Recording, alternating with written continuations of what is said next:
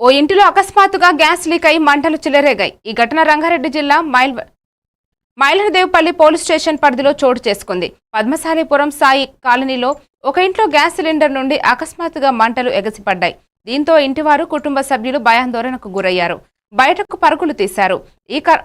ఈ క్రమంలో స్థానికులు మంటలను అదుపు చేశారు. ఈ ప్రమాదంలో ఇంట్లో టీవీ, కొన్ని సామాన్లు అగ్నికి ఆహుతయ్యాయి.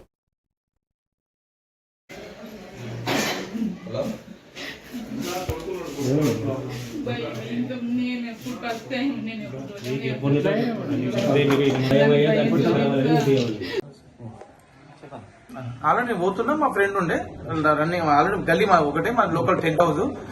మా ఫ్రెండ్ పిలిచినమాట. అరే ఏమైంది మామ అంటే ఆల్రెడీ అలా సిలిండర్ అంటకపోయింది లోపల అంటే నేను ఫాస్ట్ ఊరుకొచ్చి అది చేద్దామని ఉంటుంది కదా తట్టు తోటి వేసేసి తీసుకొని వచ్చిన బయటికి. ఎవరు లేరు లోపల, చాలా ఫాస్ట్ గా అంటకపోతుంది. ఇక నేను కూడా మనకు కరెక్ట్ అవగాహన ఐడియా ఉంది, దాన్ని బట్టి మనం తీసుకొని వచ్చినాం బయటకు.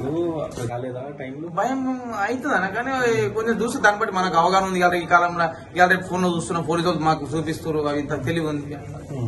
ఆల్రెడీ పబ్లిక్ చాలా మంది బయట దాన్ని పైన పెట్టేసారు అడ్డం. దాన్ని మళ్ళీ లేచి చేసారు, మంట వచ్చింది అంత కాలేదు.